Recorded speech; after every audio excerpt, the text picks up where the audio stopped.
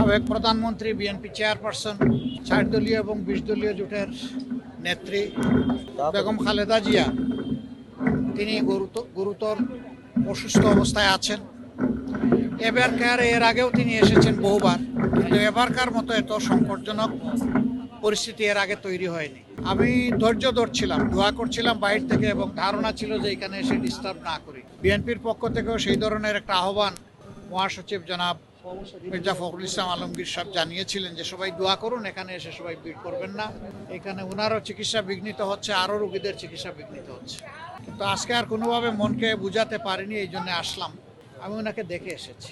এখন ওনার ডায়ালাইসিস চলছে এবং তিনি আসলে ডিপ সিডেশনেই আছেন। সারা দুনিয়ার মানুষের সাথে আমরাও দোয়া করি আল্লাহ তাআলা ওনাকে সুস্থতার নিয়ামত দান করুন, তিনি সুস্থ হয়ে আবার ফিরে আসুন এবং জাতির খেদমতে বাকি জিন্দগিটা উনি যাতে কাটাতে পারেন সেই দোয়া করি।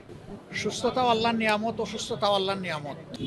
এই ক্ষেত্রে তার আপনজন যারা আছেন, বিশেষ করে তার পরিবারের সম্মানিত সদস্যবৃন্দ, তাদের জন্য এই পরিস্থিতিতে ধৈর্য ধারণ করা বড় কঠিন।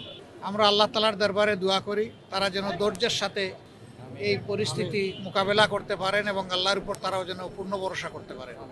আল্লাহ তাআলার হাতে সব কিছুই আছে। আল্লাহ তাআলা জীবিতকে ধরে নিয়ে যেতে পারেন, আবার মরার মধ্যেও জান দিতে পারেন।